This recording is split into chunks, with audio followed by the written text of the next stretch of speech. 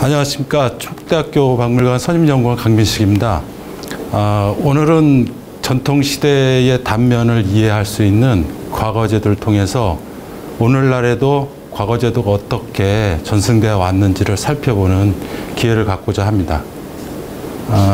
주로 조선시대의 문과 자료와 공명첩을 비롯해서 신분 유지의 수단으로 쓰였던 고문서를 중심으로 살펴보도록 하겠습니다. 봉건사회인 조선시대를 유지했던 방편 중에 하나는 한정된 신분 구조를 보였던 양반의 숫자를 갖다 유지하는 것이 하나의 이제 관건이었습니다. 그 양반은 자신들의 신분을 유지하고 있는 하나의 방편으로서 과거제도와 같은 제도적 장치를 통해서 자신들의 신분의 어떤 기득권을 지켜 나갔습니다. 실제 고려를 포함해서 조선왕조 500년이 어떤 밑으로부터의 저항이라든지 이런 걸 극복하고 500년 이상 지속할 수 있었던 그 원천 중에 하나는 바로 과거제도라고 하는 연구 성과가 있습니다. 인용된 자료를 보면 27대 500여 년의 역사 속에서 상당수의 많은 과거가 실행이 되었죠.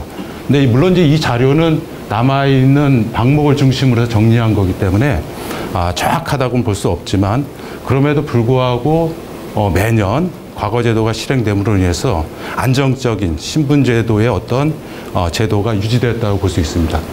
대체적인 거는 뭐 좀 희미하긴 합니다만 역시 재위년수가 많은 시기에 과거제도가 당연히 많이 실행이 됐었고, 또 하나는 외침의 시기라든지 아니면 내부적인 반란이 극심해졌던 시기, 또 왕권의 강화와 관련해서 여러 가지 분란이 있었던 시기에 주로 과거제도가 많이 실행이 되었습니다.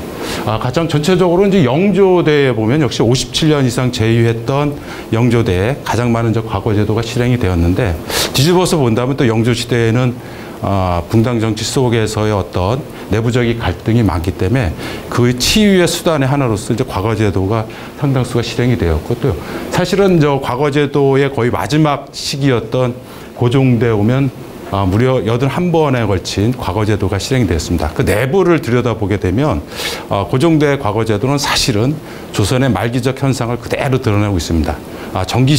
식년시보다는 비정기 시험이면 별시를 주로 해서 특정 계층에게 과거의 급제의 혜택이 집중되는 그런 현상도 있고, 또 알다시피 이 재위기간이 1894년 갑오경장 시기에 과거제도가 폐지가 되면서 폐지되기 직전에 많은 그 실행 횟수라든지 급제자를 배출한 특이한 사례로 엿볼 수가 있습니다. 과거제도에 대한 대강은 이미 이제 조선 성종대 완성이 되었던 경국대전 체제가 조선이 멸망할 때까지도 그대로 유지가 되고 있습니다.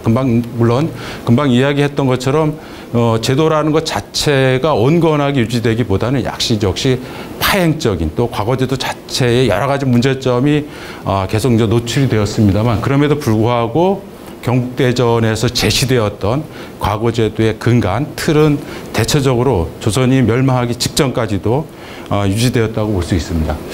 상당히 이제 많은 부분을 할애해서 설명을 하고 있습니다. 특히 이제 과거제도의 경우에는 권3 예전조에서 앞에서부터 이제 드러나고 보이는데요. 맨 앞에 이제 제괄에서 이제 과거의 어떤 종류를 포함을 해서 과거에 응시할 수 있는 자격, 그 다음에 밑에 액수, 선발 인원을 포함을 하고 있고요. 그 다음에 제술과 강서처럼 실제 과거 시험 과목 내에서 다뤄지고 있는 어떤 출제의 경향도 이렇게 이제 밝히고 있습니다. 우선 제일 먼저는 이제 문과 초시, 그 다음에 문과 복시, 그 다음에 문과 전시. 그래서 문과의 경우에 이렇게 크게 3번에 걸친 이제 시험을 통과를 하고요.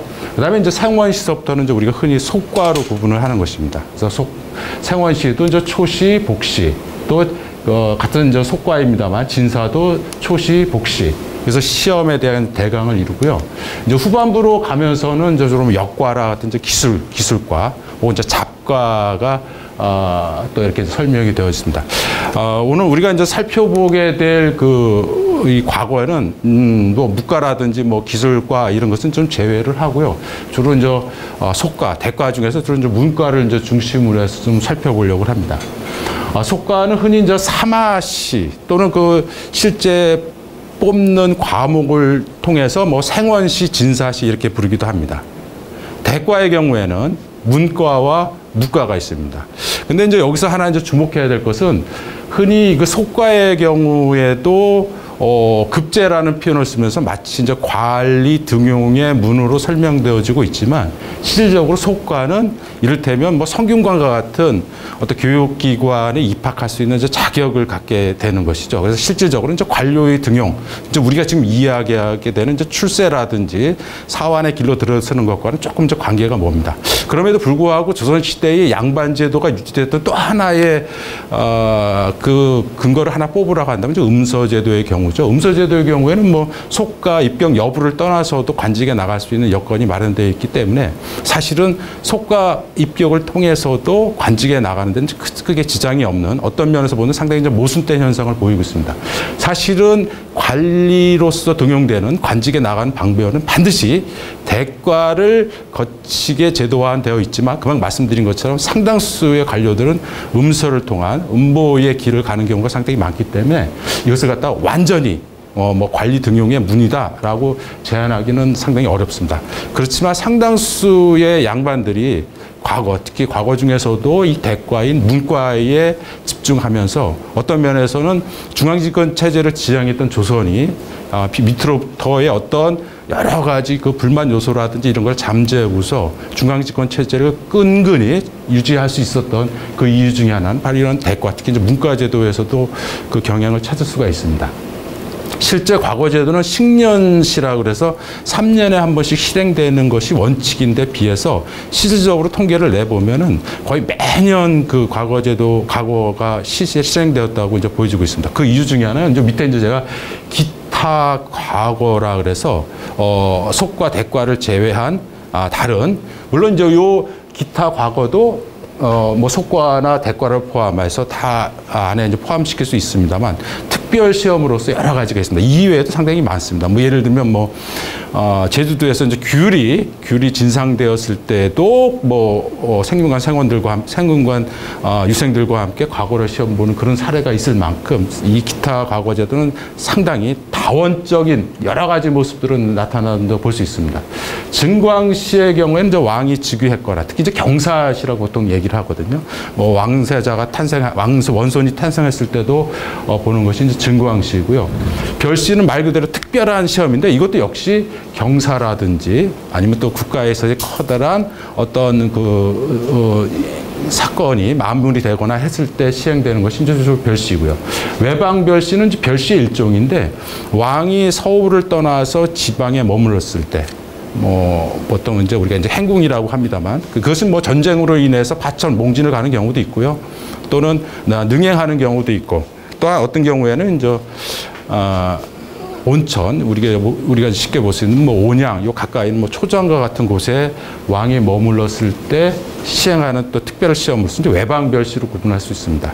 알성은 뭐 즉 공자를 배알하고서 보는 시험이니까 왕이 문묘에서 재앙을 지낸 다음에 성균관 유생들에게 베풀었던 시험이 바로 이제 알성시입니다. 그 다음에 또 정시의 경우에도 이제 마찬가지입니다. 뭐 알성시와 비슷한 성격이긴 합니다만 여기에 이제 경사와 같이 국가의 어떤 경사가 이제 중첩되었을 때 성균관 유상을 대상으로 시행되었던 것이 바로 정시입니다.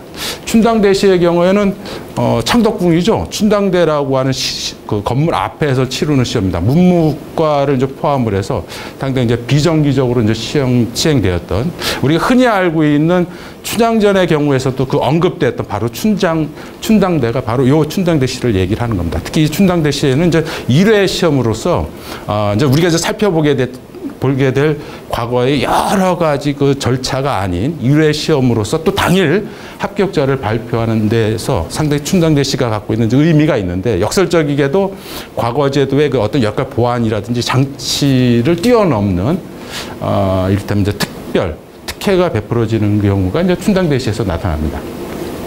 중시의 경우에는 이제 이거는 현직자들을 주로 하는 것이죠. 보통 이제 10년마다 실행되었다고 하지만 이것도 반드시 지켜지진 않았습니다만 이미 관직에 나갔던 사람들 당 하관 중심으로 해서 관직자를 대상으로 해서 실행되었던 것이 바로 이제 중시입니다. 금방 얘기대로 3년마다 한 번씩 실행되어야 될 과거제도는 밑에 보는 것처럼 기타시가 더 많이 실행을 되면서 거의 매해 빠짐없이 과거가 실행되었다고 볼 수 있습니다. 여기 한 가지 유념해 볼 수 있는 것들이 있죠. 보통 3년 정기시라고 한다면 지방에 거주하고 있던 유림들, 양반들의 경우에도 과거 시기를 짐작해서 뭐랄까요, 시험 공부를 한다든지 또 서울에 가서 과거에 응시할 수 있는 이제 기회가 있는 반면 이런 기타 특별시의 경우에는 부정기적으로 사전 예고 없이 열리는 경우들이 상당히 많기 때문에 실질적으로 서울 거주 혹은 지금의 경기도를 포함한 수도권 거주 유생들에게 상당히 유리한 시험이라고 볼 수 있습니다. 그래서 이 기타 특별 시험이 실행이 중첩되는 시기에 올수록 점점 뭐라 그럴까, 우리가 이제 경화사족이라고 부르는 것처럼 수도권 중심의 어떤 관리를 선발에 일종의 이제 특혜가 베풀어지는 이러한 시대적인 이제 한계도 이제 같이 보여집니다. 다시 이제 경북대전을 보려고 하는데요. 제과라고 설명되어 있는 부분에서 과거 시험에 대한 어떤 대체적인 모습들이 나타납니다.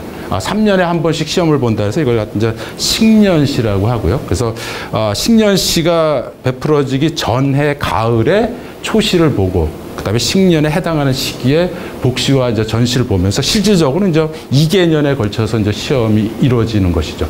그다음에 요 밑에 보면 뭐 생원진사시에는 정오품이었던 통랑랑 이하만 응시를 할 수가 있게 되고, 그다음에 이제 아래 보이는 것처럼 과거의 응시에는 상당한 제한을 두고 있습니다. 이를테면 제일 첫 번째가 이제 죄를 지은 경우가 되겠고요. 두 번째는 뭐 조선시대 실록에서도 빠짐없이 등장하는 이미 합격한 사람의 그 합격마저도 박탈할 수 있는 상당수의 사례가 바로 뇌물관리, 장리의 아들이라는 제한 사유가 있습니다. 그다음에 이제 조선이 지향했던 어떤 윤리적 강상의 가치에서 제가하거나 이제 실행한 부녀자의 아들, 손자는 과거에 응시할 수 없고요. 서울 자손의 경우에도 이제 특히 대과에는 이제 응시할 수 없는 한계가 있습니다. 물론 이제 서울 자손이라고 해서 우리가 잘 알고 있는 것처럼 뭐 노비 출신이었던 반석평이라든지 서자 얼자 출신 급제자들이 상당수가 있습니다. 그래서 이 제도가 반드시 지켜지지는 않았다 하더라도 제도적인 면에서는 엄연한 어떤 신분에 있어서의 한계를 이제 보여주고 있습니다.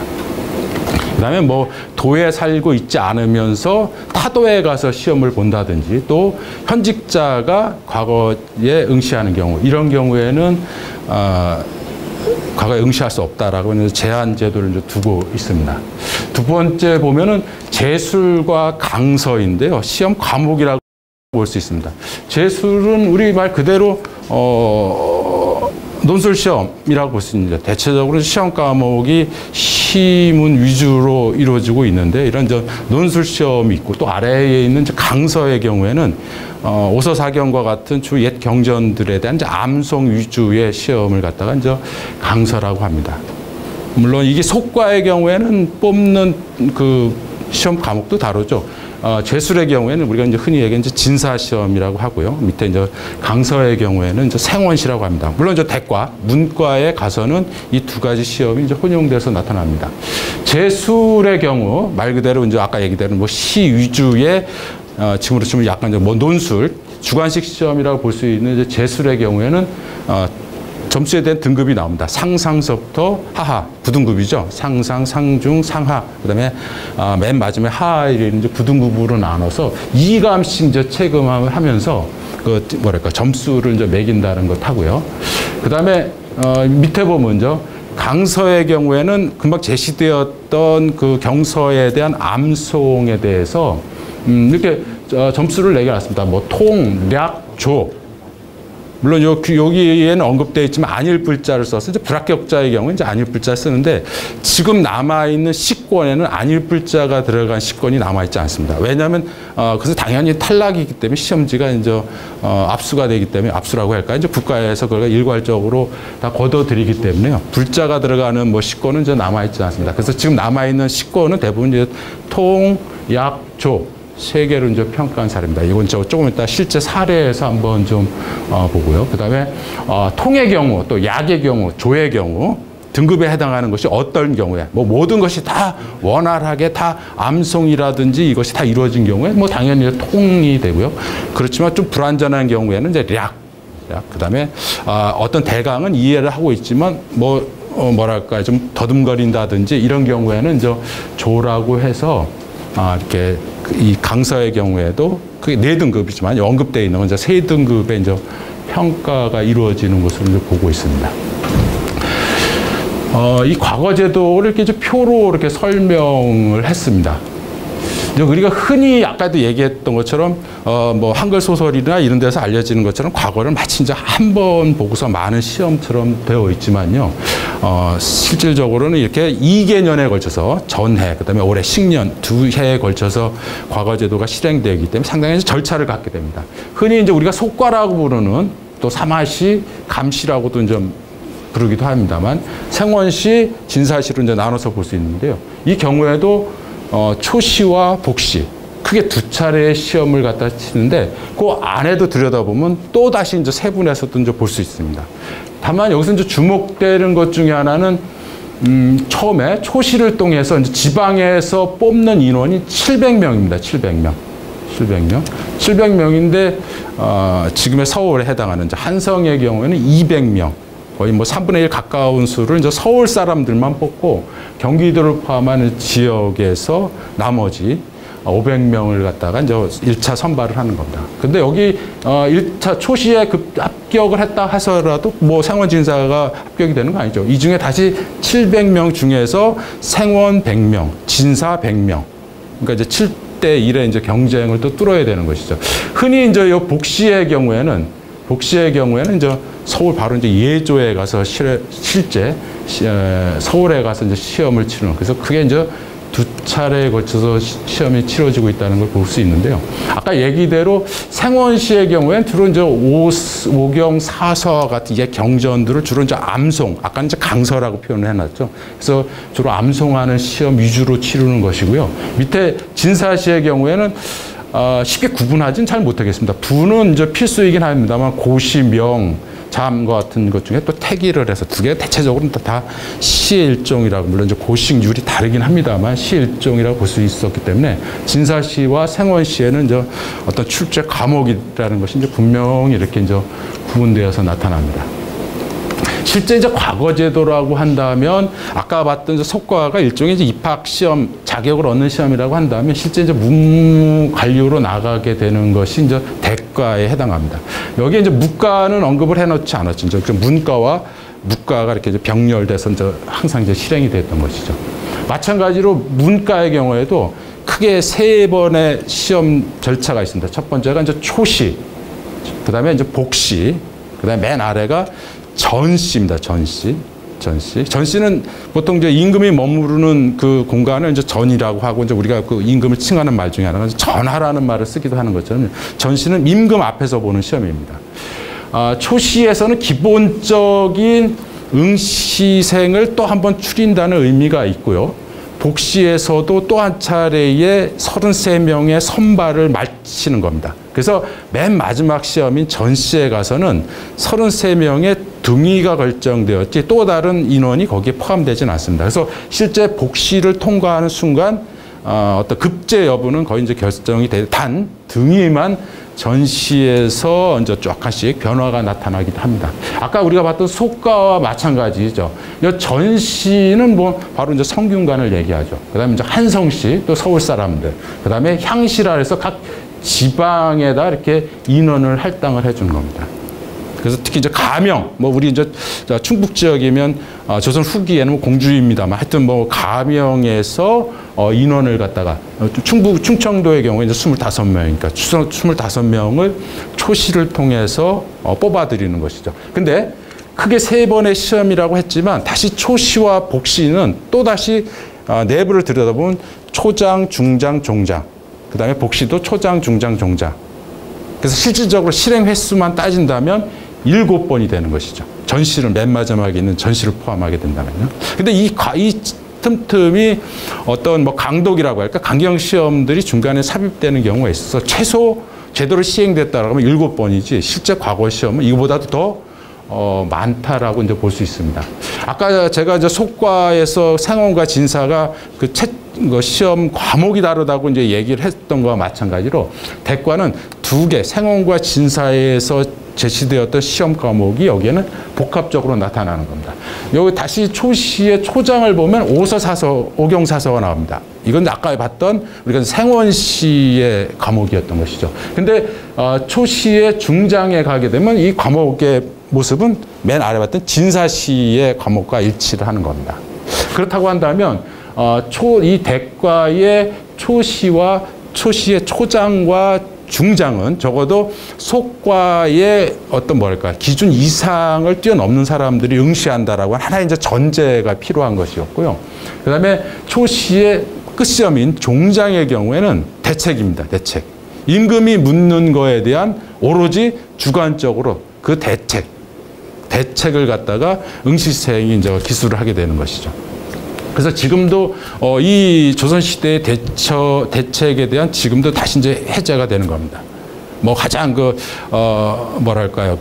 왕권에 골몰했던 왕 중에 하나였던 이제 광해군 시험에 응시생이 세상을 잘 다스리기 위해서 뭐가 문제점이라고 하냐는 지리에 대해서 신하가 응시생이 바로 왕 잘 당신입니다라고 지적할 수 있었던 것은 바로 이런 대책 시험에서 가능했던 것이죠. 물론 이제 그것 자체가 그 응시생에 대한 처분 논의가 나왔기 때문에 지금도 그것이 이제 기억되는 것이긴 합니다만 이 대책만큼은 적어도 왕권과 어떤 왕과 신하 간, 군신 간에 있어서의 어떤 의리를 갖다 논하는 자리처럼 상당히 자유로운 표현들이 이제 두드러지는 경우이기도 합니다. 그래서 초시에서 지방, 물론 서울에는 예외이긴 합니다만 지방에서 선발된 인원들이 다시 예조죠. 이 시험 과목을, 시험을, 과거를 갖다 운영하고 있는 이제 예조에 모여서 복시, 또 다시 또 한 번의 이제 시험을 갖다 치르게 됩니다. 그래서 복시도 초장, 중장, 종장. 잘 보세요. 똑같으죠? 사서, 삼경이라고 과목이 축소되어 있습니다만 요 초장의 경우에는 초시의 초장과 거의 유사합니다. 물론 이제 중장, 종장은 아예 초시하고 일치라는 것이죠. 그렇다면 이제 지방에서 선발된 인원에 대해서 다시 서울에서 또 다시 2차 시험이긴 합니다만 같은 시험의 그 틀을 가지고 또 한 번의 시험이 치러진다고 볼 수 있는 것이죠. 그래서 여기 초시까지의 그 선발 인원은 여기 제시되어 있는 인원들이긴 합니다. 근데 복시를 거치면서 초장, 중장, 종장을 거치면서 계속 탈락자들이 나오게 되는 겁니다. 그래서 맨 마지막 복시의 종장에 이르게 되면 요 식년시에서 딱 정액 인원이 있죠. 33명만 남게 되는 것이죠. 그다음에 이제 맨 마지막에 임금 앞에 가서 치르는 이제 전시에 가서는 이 복시의 종장에서 선발된 33명의 등위를 갖다가 이제 결정을 하게 되는 겁니다. 아까 얘기한 대로 대체적으로 이때 제시되었던 등위는 거의 바뀜이 없습니다. 물론 일부의 변화가 있긴 있습니다만 대체적으로 여기 복시의 종장의 어떤 선발 인원은 거의 급제가 결정되어진다고 볼 수 있습니다. 전시의 경우에도 마찬가지죠. 여기 맨 마지막 이 초시의 종장이라든지 복시의 종장이 대책이라고 했죠. 그래서 전시의 경우에도 대체적으로 시험 과목의 상당수를 이루는 것들이 이제 여기 보이는 것처럼 대책입니다. 대책. 또는 표도 많이 나옵니다. 표. 우리가 출사표, 진삼국사표 이런 것처럼 표의 형식에 대해서는 이미 이제 우리가 익숙하게 알고 있지만요. 마찬가지 대책과도 약간 일맥상통한 면들이 있습니다. 어떤 면에서 아까 얘기대로 논술 말 그대로 순수한 이제 주관식 시험이 이제 전시가 치러지게 되는 것이죠. 그래서 이 과거 제도에 대한 가장 그 이해에서 이제 일반이 가장 빠뜨리는 것 중에 하나는 말 그대로 아까 얘기했던 춘향전과 같은 우리가 이제 대중적으로 접할 수 있는 자료를 통해서 마치 한 번의 시험으로서 개천에서 용나듯이 그런 어떤 모습으로 이제 비춰주고 있지만 실제 과거 시험 자체는 전해 연도를 포함해서 올해 연도까지. 그래서 최종 합격이 또 교지가 발행된 또 한 3개월, 6개월의 시간을 두는 것까지 포함한다면 대체적으로 2년 이상의 시간이 걸린다라고도 볼 수 있는 것이죠. 그다음에 아까 얘기했던 것처럼 최소한 7차례 이상의 시험을 치러야지만이 궁극적으로 급제 할 수가 있게 되는 것이죠. 근데 이제 이 문제는 있습니다. 이렇게 얘기를 하긴 했습니다만 진짜 아까 우리가 기태 특별 시험에서 언급되는 것처럼 그 시험을 한 과목만 보고 당일날 급제자를 발표하는 그런 시험들이 후기로 가면서 수시로 시행이 됩니다. 그러니까 우리가 흔히 과거에 급제했다라고만 알려져 있지만 실제 어떤 시험에 어떻게 급제했는지를 내면을 들여다보게 된다면 이를테면 뭐랄까요, 좀 노론 벽파, 당연히 그 시대를 주도했던 세력들의 과거 합격률은 상당히 높잖아요. 그 사람들이 어떻게 합격을 했는지도 밝혀질 수 있는 것이죠. 그래서 단순하게 과거 합격 여부뿐만 아니라 어떻게 합격했는지도 이제 한번 눈여겨볼 필요가 있는 것이죠. 금방 얘기대로 과거 합격자를 칭하는 명칭도 한번 좀 이렇게 눈여겨볼 필요가 있어요. 속과는 관직에 나가는 게 아니라 그랬죠. 이제 이를테면 오늘날의 이제 수능 시험과 같이 일종의 어떤 대학 입학 자격을 얻는 거예요. 그래서 실질적으로 그 합격자를 칭하는 말도 입격. 어떤 자격에 들어갔다 이런 뜻이에요. 그러니까 이를테면 이제 흔히 얘기하는 이제 대학생이 되었다라는 정도 수준으로 설명될 수 있는 거고요. 급제의 경우에는 말 그대로 이제 이 급제 순간서부터 이제 관직의 이제 길에 들어서는 거기 때문에 뭐 미칠급자, 제자도 뭐 집이란 뜻이니까 어느 일정한 수준을 뛰어넘는 걸 갖다 급제라고 이제 표현합니다. 그래서 실질적으로는 금방 얘기했던 어떤 출사와 양명이라는, 즉 출사를 통해서 관직에 나가는 것은 대과를 이제 급제한 경우인데, 실질적으로 앞서서 봤던 그 경국대전에서도 어떤 그 대과 응시생에 대한 어떤 제한 규정들이 나옵니다. 이를테면 300일 원점을 300개를 찍어야지만이 문과, 대과에 응시할 수 있다, 이런 제한 규정이 있는데, 조선 후기 들어가면서부터는 속과를 거치지 않고 대과에 바로 급제하는 경우들이 속출합니다. 오히려 속과 시험을 오히려 번거롭게 여기고 대과, 문과에 주력하는 경우들도 상당히 많이 나타나요. 지금 조금 이따 보게 될 자료도 그런 경우이긴 합니다만, 조선 후기에 가서는 속과 없이 바로 대과, 문과 급제자들이 늘어나는 것도 하나의 이제 시대적인 현상이라고 볼 수 있습니다. 또 이제 이 문과의 경우에는 이제 합격자를 크게 가불병 이렇게 나눕니다. 조선 전기 세조대 이전에는 을병, 동진사 이렇게 세 등급으로 나눴는데, 그때 세조대 이후서부터는 갑을병 3등급으로 나눴죠. 그래서 갑과 1인이 흔히 얘기하는 장원입니다. 장원. 그 다음에 갑과에서도 3명을 뽑는데 그 2등과 3등에 대해서도 뭐 타마? 이래서 그 2등과 3등에 대해서도 각기 명칭을 붙여서 이 갑과는 상당히 우대를 했습니다. 그 다음에 저 밑에 4등서부터 10등까지가 이제 을과, 그 다음에 이제 11등서부터 22명이죠. 마지막 33명, 33등까지를 갖다 병과 이렇게 나눠놨습니다.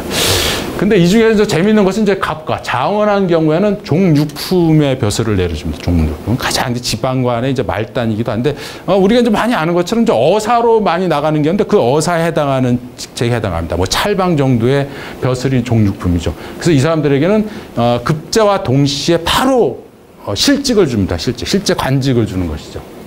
그리고 이제 나머지 7, 8, 9 이렇게 차별을 하죠. 7, 8, 9. 근데 사실은 이제 실제 관직 생활 중에서는 7, 8, 9 어떤 출발의 등급의 의미는 없습니다. 한 3, 4년 지나면 거의 동일하게 이제 대부반열에 오르기 때문에 큰 의미는 없다 하더라도 출발점에 대해서 나름대로 이제 좀 차별점을 뒀던 것이죠. 반면 아까 그 통덕난 이하가 이제 시험을 볼 수 있다라는 것이 속과 시험에서 제한이 되어 있었죠. 마찬가지로 그렇게 일찍이 이제 벼슬을 하고 있거나 혹시 한품처럼 벼슬을 하지 않더라도 이미 품계를 갖고 있는 사람이 문과에 급제했을 경우에는 이렇게 장원했으면 플러스 4품계, 그 다음에 3, 2, 1. 그래서 차별적으로 만약에 제일 한 품 정도 올리는 것은 큰 의미는 없습니다만, 그래도 이제 문과급제자로서 영예가 있긴 합니다만, 이렇게 4, 3, 2, 1에서 4개에서 한 품에 이르는 어떤 승품을 이루는 그러한 또 규정도 이렇게 되어 있습니다. 지금서부터는 실제 그 과거의 시험의 그 결과물이긴 하죠. 이제 우리가 이제 과거 답안지 보통 이렇게 얘기합니다만, 명칭은 이제 식권이죠. 식권의 사례를 통해서 아까 얘기했던 7단계의 과거 시험이 어떻게 실행되어지는 실사례를 좀 살펴보려고 합니다. 아까 전제했던 예 중에 하나가 뭐냐면, 예를 들어서 초시에 초장에 응시를 했다가 불합격을 하는 경우, 그 과거 답안지는 국가에서 수거해 갑니다. 합격자만 되돌려주는 것이죠. 그래서 이제 지금도 이제 문중이나 개인이 보관하고 있는 시권들은 적어도 7단계의 시험 중에 하나라도 통과한 경우라고 볼 수 있는 것들입니다. 과거 답안지라고 한다면 상당히 유려한 글씨로 깨끗할 거라고 보통 알고들 계시지만은 상당히 뭐랄까 표현이 좀 지저분합니다. 근데 또 하나의 몇 가지 차이점이 있어요. 이 대체적으로 이 과거 시험 답안지는 우리가 흔히 얘기하는 장지라고 부르는 우리의 이제 전통 한지를 여러 장을 곁댄 거예요. 이게 이제 이를테면 응시 하나의 자격으로 부여를 했습니다. 얇은 한지, 그다음에 질 떨어지는 한지에는 감히 이제 과거 시험장에 들어갈 수 없는 것이죠. 그러니까 이 종이를 구하는 것조차도 사실은 한미한 경우에는, 즉 가난한 집안의 경우에는 종이조차도 이제 구할 수 없는 그런 경우가 있고요. 또 대체적으로 이 빛이 이제 약간 노란빛을 띠는 이유 중에 하나는 이게 좀 뭐랄까요, 이거 뭐 방수 효과랄까요? 좀이 쓸지 않기 위해서 일단 콩기름을 바르는 경우도 있고 그래서 이 시간 지나면 붉은색으로도 보입니다만 대체적으로 종이 자체가 일반 우리가 알고 있는 한지와는 이제 다른 모습들을 띠고 있죠. 그리고 또 하나 보면 여기 무수히 많은 이제 점들이 이렇게 찍혀 있습니다. 이 점들은 시험 응시생이 중간중간에 답안지를 고칠 때, 지금 오늘날에 우리가 뭐 OMR 카드를 쓰고도 있습니다만 우리는 지금하고도 거의 비슷한 겁니다. 그래서 응시생이 이 정정할 것을 갖다 이렇게 의사를 표시를 하면 도장을 딱 찍죠. 뭐 예조진이라고 알려져 있습니다만 도장을 찍어서 변경한 부분은 감독관이 계속 이제 확인을 하게 되어 있습니다. 이 우리가 갖고 있는 이 우리 지역의 청주 지역에 있는 어느 이제 한 문중에서 소장하고 있는 건데요. 이런 사례가 사실 없습니다. 대부분의 경우에는 이 시권이 제일 먼저 없어져요. 뭐 홍패와 같은 그 급제를 알리는 문서의 경우에는 자기 선조의 이름이 이렇게 크게 드러나 있고 그래서 다 보관을 잘 하는데 비해서 이 시권의 경우에는 크기도 클 뿐더러 이것도 마찬가지로 접혀져 있죠.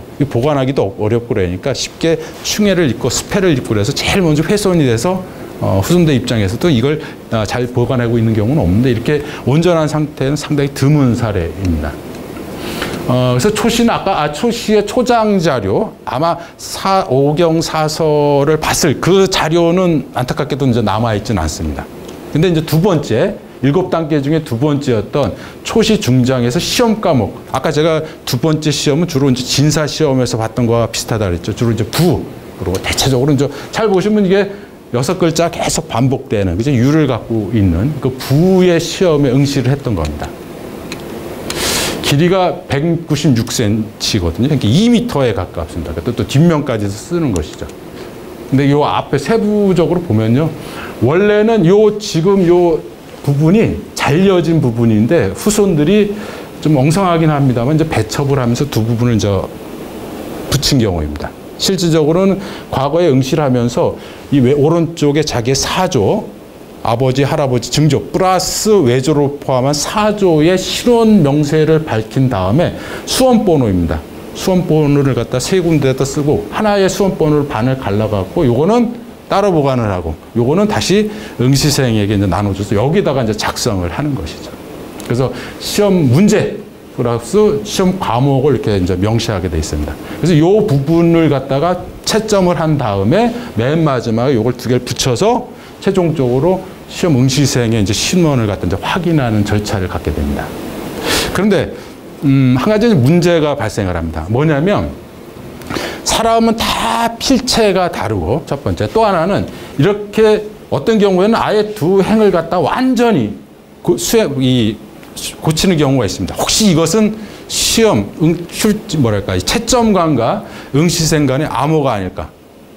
상당히 합리적인 의심을 갖게 되는 겁니다. 실제 조선 후기의 그 과거제대 폐단, 특히 과거제대 부정행위 외 중에서 이렇게 표시를 하는 경우들이 속출해서 나타나고 있거든요. 그래서 이러한 것을 갖다 막기 위해서 하나 제도적인 장치를 마련하고 있습니다. 그보다 먼저 앞서 설명했던 것처럼 이걸 요걸 표시를 안 해놨는데 이걸 또 이렇게 복미라고 합니다. 이 수험번호를 세 군데 쓰고 그것을 가운데 이렇게 갈라서 요걸 따로 보관을 한다 그랬죠. 그래서 대부분이 이렇게 실로 엮어서 이렇게 보관하는 사례들이 많습니다. 요걸 갖다가 다시 이제 복미라 그러고 요걸 보관하는 관리를 갖다가 복미관이라고도 합니다. 이건 아까 얘기대로 응시생과 응시생의 어떤 신원을 이제 이렇게 노출시키지 않으려고는 노력이라고 볼 수 있는 거고요. 또 한 가지는 지금도 많은 문 중에서 가장 많은 서류를 하나 꼽으라고 한다면 교지와 함께 이런 호구류들입니다. 호구류. 우리가 이제 호구단자, 준호구 이렇게 부르는 것이죠. 왜 그러냐면 보통 3년마다 늘 업그레이드를 하긴 합니다만 그 이유 중에 하나가 뭐냐면 과거에 나가기 위해서 이걸 가지고 가야 됩니다. 오늘도 우리가 공무원 시험을 보게 되면은 주민등록등본, 이름이 바뀌긴 했습니다만 주민등록등본을 갖다 제시를 하려고 하는 것이죠. 왜? 본인의 신원을 확인하는 방법 중에 하나이거든요. 마찬가지입니다. 조선시대에도 자신의 신원을 확인하기 위해서 이렇게 호구단자를 가지고 같이 제출하는 겁니다. 그래서 이 호구단자가 많이 남아있는 이유 중에 하나이죠. 아까 이제 이거 부정행위를 막기 위한 방법이 뭐였냐면, 잘 보면 여기 제가 역서라는 표현을 써요. 역서. 역서 답안지는 아주 희귀한 사례입니다. 왜 그러냐면 역서는 이게 학벌 역자잖아요. 이 역서 답안지는 응시생이 쓴 게 아니라 응시생의 답안지를 보고 제3자가 그대로 옮겨 쓴 겁니다. 부정을 방지하기 위해서. 혹시 이 글 중에 그 채점관하고 어떤 일종의 모종의 이렇게 표시가 되겠지, 이런 걸 방지하기 위해서 전혀 새로운 사람, 전혀 엉뚱한 사람이 와서 응시자의 답안지를 그대로 옮겨 썼다 그래서 이제 역서 답안지입니다. 이 과거제도의 부정을 막기 위한 가장 기본적인 방편이었던 것이죠. 그래서 이 지금 모습들은 대체적으로 다른데요. 한번 몇 개의 글귀임을 이렇게 하면 앞서 봤던 원 답안지하고 똑같습니다. 원 답안지에서 교정했던 부분들 있죠. 첫 번째 거 한번 볼까요? 여기 보면 구발 이렇게 돼 있죠. 구발. 네 번째 행에. 다시 여기서 보면은 바로 여기 보면 요 행을 바꿔서 여기 있네요. 구발이라고 여기에 가서 써 있는 그대로. 그러니까 수정한 내용이 역사 답안지에는 그대로 이제 반영이 되어 있는 것들이죠. 그리고 여기에 1차적으로 이제 채점이 이루어지게 되는 겁니다. 그 다음에 여기 보면 이제 맨 뒤에도 보면 지동이라고 해서 이제 붉은 글씨를 써놓거든요. 지동. 그러면 이 지동은 뭐냐면 바로 이제 관리가 자기가 맡혀진 역할에서 이상이 없다라는 걸 이제 표시를 맨 마지막에 이제 사인에 해당하는 겁니다. 이 지동은 뭐냐면 과연 이 사람이 응시하려고 하는 시험 과목에 합당한 답안을 했는지, 즉 여기에 아까 말처럼 부라고 하는 시험 과목에 합당한 답안을 했는지를 판단하는 사람이 지동관이에요. 그래서 이상이 없을 때 지동. 이 지자는 가지지자잖아요. 그래서 갈래가 제대로 일치를 하는지를 보여주는 것이 이제 지동입니다. 또 한 가지 재미있는 것은 작은 글씨로 보면 영춘, 이춘원이라는 사람이 이렇게 써놔 있습니다. 그러니까 요거는 초시의 경우에는 지방 가명에서 치렀기 때문에 지방 가명에서 각 구년의 서리들을 다 집합을 시킵니다. 그래서 그 서리들로 하여금 이 역사 답안지를 작성하게 했던 것이죠. 물론 이때의 초시가 지금의 공주에서 이루어졌는지는 의문입니다. 이 감시의 경우에는 이제 순행 이렇게 돌아다니면서 시험을 치르는 경우도 있었기 때문에 확정을 할 수는 없습니다만, 그럼에도 불구하고 적어도 공주라고 하는 설정하에서 본다면 영춘에 있는 이서, 이방향방 공방하는 그 이서의 한 명이 누군가는 가명으로 와서 이 응시자의 답안지를 다시 쓴 겁니다. 그래서 이 영춘이라고 하는 출신 이서들의 어떤 그 과거 응시에 있어서의 어떤 참여, 이런 것도 이제 엿볼 수가 있는 것이죠. 그 다음에 여기 이제 차상입니다. 차상. 어떻게, 여기 써 있죠? 차상. 요 차상이 바로 요 부에 대한 채점표입니다. 채점표. 버금차자의 상이 있는가, 그러니까 상은 아니고 바로 상 밑에 해당한다. 이렇게 볼 수 있는 것이죠. 바로 이것이 이제 초시 중장, 바로 이제 두 번째 시험의 역서 답안지입니다. 다음에 이제 볼 것은 이제 초시의 종장에 해당하는 시험이죠. 초시의 종장. 이 초시의 종장에 하던 시험인데요. 요 지금 답안지는 여기에 문은 이러니까 이건 틀림없이 책문입니다. 책문. 대책이죠. 그러니까 임금 내 물음에 대해서 이제 답하는 말 그대로 아까 얘기대로 순수한 논술 시험이라고 볼 수 있는데요. 크기가 4m에 가깝습니다. 4m. 물론 조금 이따 보게 되면 한 16m짜리도 답안지를 보긴 했거든요. 근데 이건 4m입니다. 그래서 펼쳐놓고서 보기도 상당히 쉽지 않은 경우이거든요. 근데 이제 다시 여기 보면 여기 맨 마지막 뒷면에 여기를 보니까 사동이라고 돼 있습니다. 사동. 이 사동이라는 사람은 뭐냐면 이 답안지하고 또 조금 이따가 보게 될 옮겨 쓴 역서 답안지가 두 개가 일치하는지를 보는 검사하는 사람이 사동관이거든요. 그래서 이상이 없을 때 조사해서 보니까 같더라 해서 사동 이렇게 표기를 하는 겁니다. 그 다음에 아까는 차상이었잖아요. 그러니까 두 번째 무리로 평가를 했었는데 이 초시의 종장에 와서는 여기 보니까 일지일입니다. 일지일. 그러니까 1등급에 또 1등이에요. 그러니까 가장 상상으로 이제 올라쓴 거죠. 그러니까 중장에서 종장으로 특히 뭐 이 양에서도 뭐 상당히 압도적이긴 합니다만 이 시험을 한번 치르면서 1등으로 이제 올라서는 경우이죠. 그다음에 역시 이제 아까 얘기했던 어떤 답안지 일반적인 형식 그대로입니다. 이거 뭐 우리가 그 과거에 이제 우리는 행열이라는 표현을 지금도 씁니다만 위의 숫자는 이제 1, 2, 3, 4, 5, 6, 7, 8, 9 이렇게 나가는 거죠. 기수라고 하나요? 그리고 또 하나 요 밑에는 열이라는 것은 천지현왕에서 천자문을 숫자화해갖고 두 가지로 나눠서 보는 겁니다. 그러니까 두 번 다 수원번호라고 이제 볼 수가 있는 것이죠. 그다음에 아까 얘기드린 이제 세 번에 쓰고서 이렇게 갈라서 따로 공미관이 이제 따로 보관하고요. 여기 본인과 아버지, 할아버지, 증조, 그다음에 외조에 이르는 어떤 신은론을 갖다 이제 이렇게 밝히고 있습니다. 요게 초시 종장의 역서 답안지입니다. 역서 답안지. 아까 그 388cm에 해당하는 그 답안지를 누군가 그대로 이제 옮겨 쓴 겁니다. 아마 이 채점관이 이렇게 이 부분 잘했다. 우리도 지금 시험 중간식 채점할 때 이렇게 쓰는 것처럼 표시를 해놨죠. 그래서 상당히 길어요. 그래서 실제 저 말린 부분이 그대로 드러나는데요. 중간중간에 나옵니다. 삼상입니다. 삼상.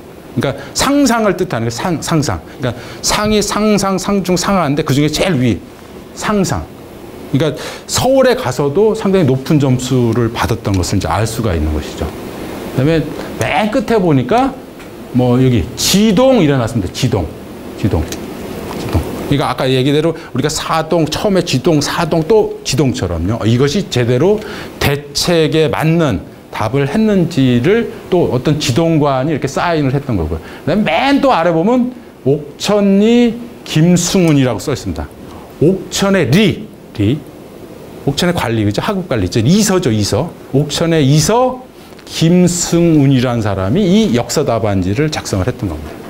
재밌잖아요. 이렇게 하나의 이제 답안지에서도 이렇게 어떤 그 부정, 폐단을 막으려고 했던 노력들이 보이게 됐습니다. 그래서 아까 얘기대로 이것이 아까 초장의 초시의 중장에서 이미 일지일, 그 다음에 여기서 이제 삼상에 오르면서 상당히 높은 등급을 받고서 말 그대로 이제 이 충청 가명에서 시행했던 초시에서는 1등으로 합격했다. 이제 급제라는 말을 쓰면 안 되면 합격을 했죠. 그래서 다음에 식년에 벌어지게 되는 두 번째 시험 복시를 이제 준비를 하게 되는 겁니다. 조금만 쉬었다 할까요?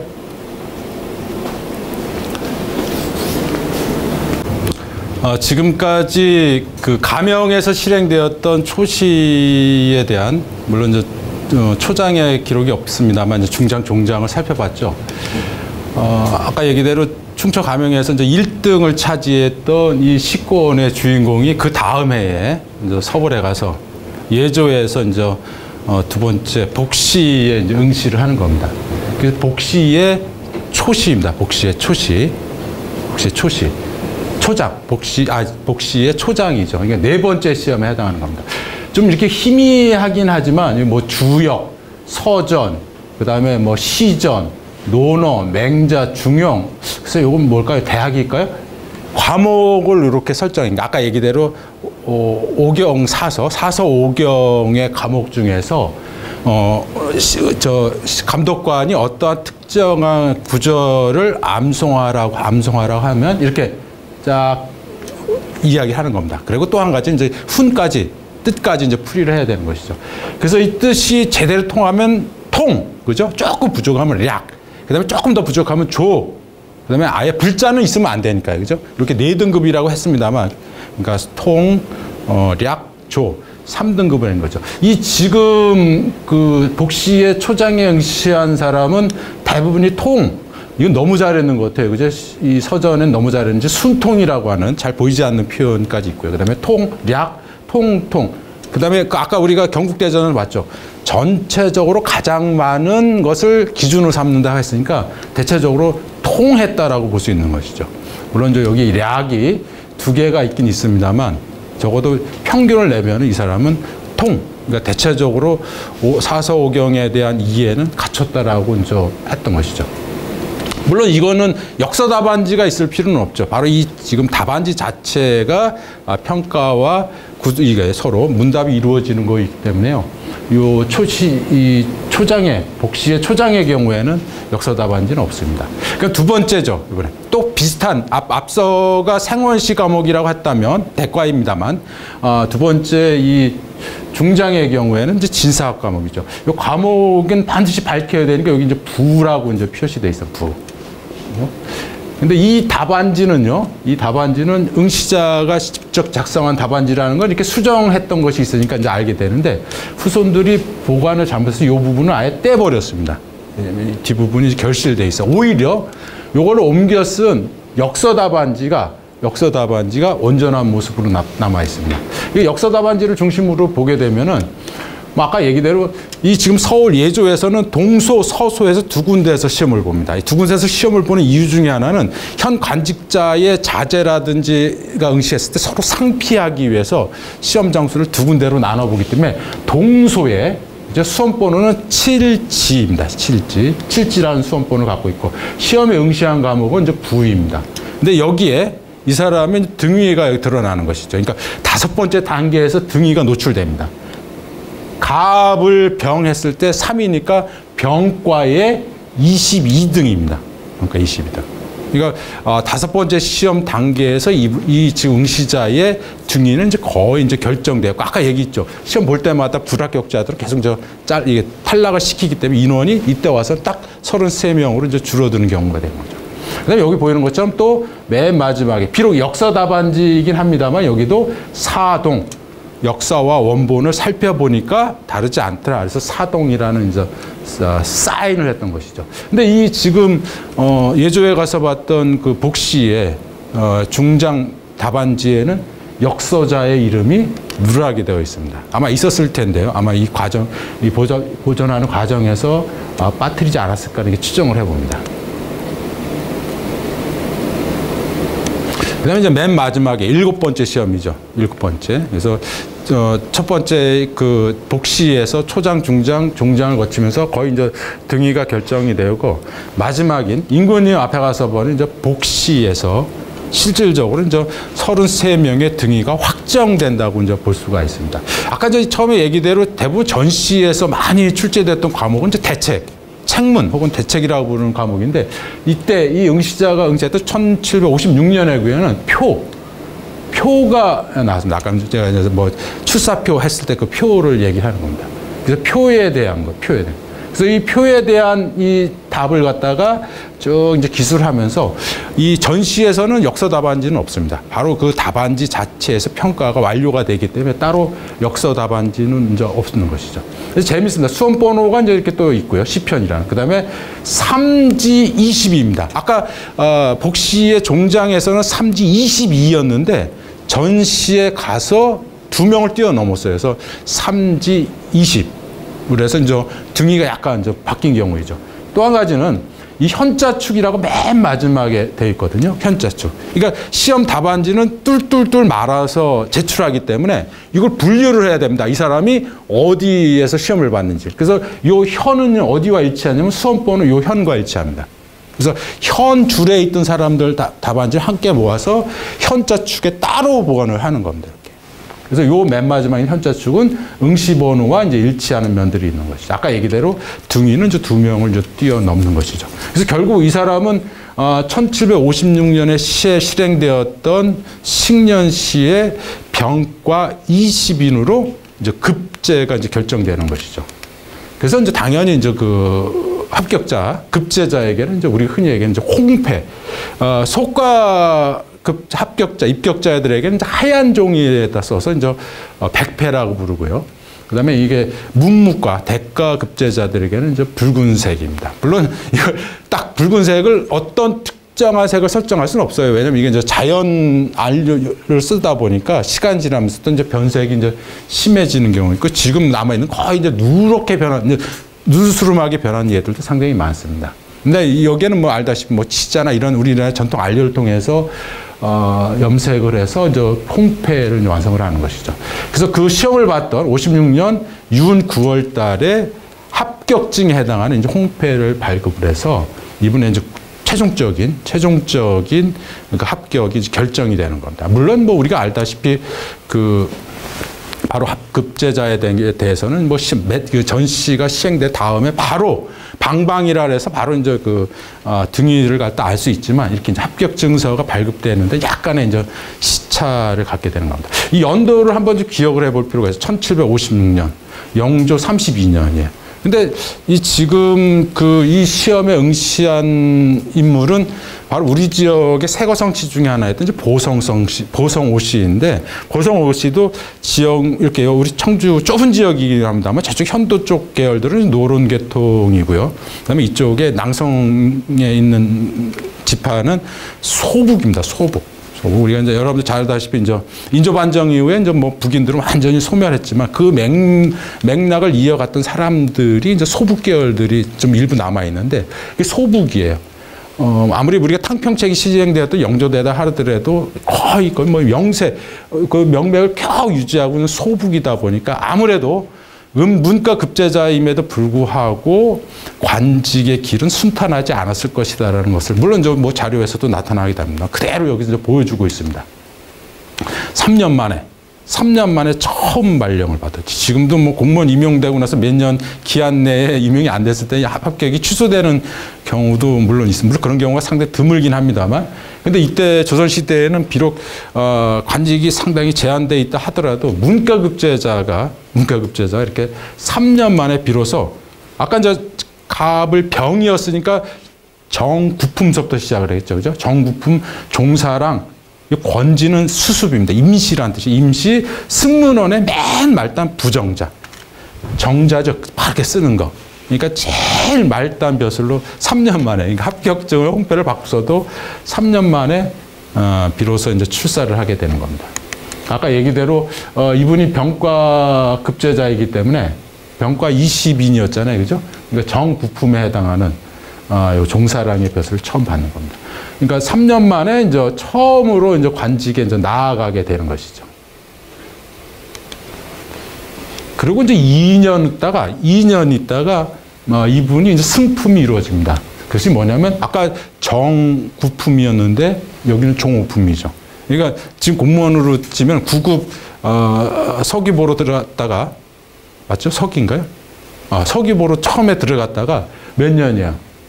2년 만에 5급 지금의 이제 과장급에 해당하는 벼슬을 갖게 되는 겁니다. 이게 이제 문과 급제자들에 주어진 특혜예요, 특혜. 이게 이제 오늘날에도 이제 고시에 빗대서 이야기를 합니다. 상당히 이제 조심스러운 얘기이긴 합니다만.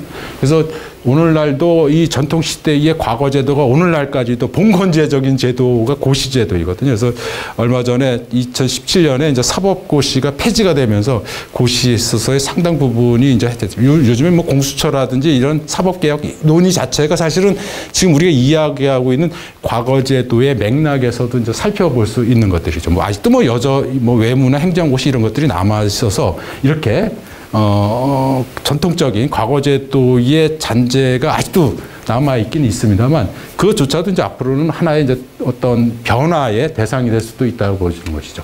그런데 종오품의 높은 벼슬에 올랐음에도 불구하고 이 사람이 맡은 것은 승릉별검이에요. 승릉별검. 이게 8품에 해당하는 벼슬이거든요. 제일 말단들이 맡는 겁니다. 능참봉 위에 자리예요. 능참. 그러니까 비록 품계는 고속 승진을 하죠. 이건 월급이 달려있는 문제니까요. 그런데 그럼에도 불구하고 실제 근무하는 경우에는 하여튼 말단입니다. 그러니까 시골 출신이면서 당색에서도 상당히 아주 극소수만 살아남은 소북계열이라고 하는 한계가 이제 그대로 이제 보여주게 되는 것이죠. 그 다음에 이제 급제한 다음에 6년, 그 다음에 아까 뭐 노론 시간까지 해서 출산 4년 만에 이제 대부의 반열에 오르게 되는 거죠. 조봉대부가 맨 아래입니다. 바로 위에 있는 중직대부의 벼슬에 오른 것이죠. 이것이 아까 얘기대로 급제 6년, 물론 실제 출산을 기준으로 한다면 4년 만에 완전히 대부 반열로 오는 것이죠. 랑자를 띠는 우리가 통덕랑 종합품 통덕랑이 랑 계열이 이제 끝이고 그 위서부터는 대부 반열이거든요. 우리가 흔히 얘기하는 사대부를 할 때 그 대부 반열에 오면서 실질적으로는 말 그대로 조선에서 상당수의 지배층이 됐다라고 볼 수 있는데 문제는 뭐예요? 아직도 중직대부임에도 불구하고 이 사람이 근무하는 것은 제일 말단인 숭릉의 별검에 불과합니다. 이게 이제 현실과 동떨어지였던 모습들을 갖다 그대로 이제 보여주게 되는 것이죠. 그 다음에 또 이제 제가 이 순차적으로 한 40여 장의 교지가 남아있어요. 그 중에 이제 몇몇을 이제 뽑아놓은 겁니다. 아직 당하관이긴 합니다만 정산품으로 벼슬을 오르죠. 정산품으로 올랐음에도 불구하고 여전히 근무지는 숭릉별검, 아까의 팔품벼슬, 제일 말단에 해당하는 벼슬입니다. 이 그러니까 한계를 갖다 이제 그대로 이제 드러내게 되는 것이죠. 근데 이제 이렇게 앞에 품계가 오르면 올수록 사실은 녹패류를 살펴보게 되면 거기에 따라서 봉급이 이제 같이 올라가는 그러한 이제 장점이 있는 반면 역시 아까 말씀드린 대로 한직이라고 하는 한계가 이제 그대로 이제 여기서 또 이제 드러나게 되는 것이죠. 근데 재미있는 현상이 벌어집니다. 뭐냐면 이 시간이 지나면서 품계가 오르는 것까지는 이제 좋은데 문제는 뭐냐면 이 지금 우리가 봤던 이 통운대부는 같은 정산품인데 통운대부와 정산품의 또 같은 정산품에 해당하는 것이 통정대부입니다. 통정대부와 통운대부는 같이 정산품인데 아주 하늘과 땅 정도의 차이입니다. 왜냐하면 통정대부는 당상관이에요. 근데 통운대부는 당하관입니다. 당상과 당하의 차이는 상당히 크다고 볼 수 있거든요. 근데 여기 보이는 것처럼 이 사람이 통운대부에 머무르면서 계속 이제 품계는 고정될 수밖에 없어요. 당상과는 올라가기 쉽지 않으니까. 그게 계속 이를테면 뭐 시간이 지나면서 농공에 의해서 이분에게 이제 품계가 올라갈 수 있는 기회가 주어지잖아요. 보세요. 아까 봤던 거, 잠깐만요. 아까 봤던 거 여기에서 통운대부가 올라간 것이 17년, 10년 만에 통운대부가 된 거잖아요. 그러니까 시간이 많이 한 대신 이 사람이 승급할 수 있는 요건이 많음에도 불구하고 그 당상관으로 오르지 못하고 계속 머물러 있어요. 머물러다 보니까 이분에게 주어졌던 승급의 기회가 누구에게 가는지를 보여주는 것이 바로 이 교첩입니다. 바로 아들에게 주는 거예요, 아들. 자기가 오를 수 있는 승품의 기회를 아들. 그래서 그걸 여기에도 이제 써 있습니다만 대가 대신 대자에 더할 가자 쓰는 이게 대가제도입니다. 그러니까 내가 오를 수 있는데 한품 사용 때문에 내가 올라오지를 못해요. 그랬을 땐 내가 그것을 갖다가 내 아들, 조카, 사위까지도 줄 수가 있는 겁니다. 이 대가제도가 사실은 양반의 신분을 유지하는 아까 제가 음서제도와 함께 양반의 신분은 음제. 그러니까 어떤 분들은 그 과거 속가조차도 입격하지 못했는데도 가서 보면은 이분이 뭐 벼슬을 뭐 했다, 벼슬을 했다라고 이렇게 해놓잖아요. 물론 이렇게 받는 그 벼슬은 정오품 통덕랑이 한계입니다. 더 이상 올라갈 수는 없어요. 그게 이제 한계임에도 불구하고 내가 줄 수 있는, 내가 받을 수 있는 품계가 그 시간에 걸렸다고 한다면 그걸 갖다가 자기 후손에게 줌으로 인해서 그 후손들은 말 그대로 음시를 과거에 응시하지 않았다 하더라도 이렇게 벼슬을 갖게 되는 겁니다. 그래서 이 자기 아들 오광린이라고 하는 자기 아들이 정오품 통덕랑으로 아버지의 그 품계를 갖다 계승을 해서 그 대가라고 볼 수 있는 겁니다. 31년, 급제 후 33년, 출사 후 31년 만에 그렇게 고대했던 당상관에 올라온 통정대부터 당상관이죠. 당이라는 것이 임금을 기준으로 보는 거잖아요. 그래서 임금과 같은 당 내에서 정사를 볼 수 있는 사람들이 당상관이고 당하관들은 그 당 바깥쪽에 또 참상관들은 그래도 앞에 보이는 거지만 참하관들은 보이지 않는 저 끝에 있는 사람들 참하관이라고 하는 거예요. 그래서 참하, 참상, 당하, 당상은 임금을 기준으로서 임금 가까이에 갈 수 있는 기회를 얘기하는데 그것이 바로 정일품서부터 종구품에 이르는 서열을 바로 이제 보여주기도 하는 겁니다. 품계는 계속 가면서 불러도 뭐 실직에 이제 차이가 있을 수는 있습니다만 바로 이제 요 급제한 34년 만에 이제 통정대부에 오른 겁니다. 만약에 이 지금 교지의 주인공이 주류, 소위 말하는 그 집권 세력이었다고 한다면 통정대부에 오르는 시기는 특정할 수는 없지만 적어도 34년보다는 훨씬 짧은 시간에 당상관이 됐을 것이라는 건 충분히 이제 예측해 볼 수가 있는 것이죠. 근데 당상관이 된 이유가 여기 오른 왼쪽에 이렇게 작은 글씨로 쓰여져 있는데 좀 재밌지 않아요? 나이가 70이 넘었고 당상관을 올려준 게 나이가 70이 넘었고 또 과거에 급제한 지가 30년이 넘었다라는 어떤 그 장치가 있었던 것 같아요. 나이 70, 급제 30 이상이었기 때문에 이제 당상관으로 올려주는 겁니다. 근데 이제 당상하관하고 당상관은 이제 차이점들이 많이 등장해요. 그게 뭐냐면 이때서부터는 본인의 그 승급과 함께 부인 혹은 아버지, 할아버지, 증조까지 계속 같이 가는 겁니다. 아버지는 나하고 똑같아요. 할아버지는 나보다 하나 아래, 증조 할아버지는 그보다 한 두 단계 아래. 그래서 내가 이 당상관에서 교지를 받는 순간 바로 위로 3대가 거듭 같은 교지를 받게 되는 겁니다. 그러니까 3대지만 증조 할아버지, 증조 할머니, 할아버지, 할머니, 아버지, 어머니, 그리고 나와 내 척까지. 그러니까 크게 본다면 4대에 걸쳐서 동시다발적으로 교지를 받게 되는 겁니다. 금방 봤던 것처럼 이 주인공이 통정대부가 되면서 내명부 품계에 의해서 부인들이 다 이렇게 숙부인으로 이게 추증이죠. 왜? 다 증입니다, 증. 그러니까 아까 주인공이 70 이상 살았다라고 했으니까 아마 그 전에 부인이 3명이 있었음에도 불구하고 3명의 부인들이 전부 다 돌아가신 거예요. 그래서 이 사람 현직자로 받은 게 아니라 전부 다 증입니다, 증.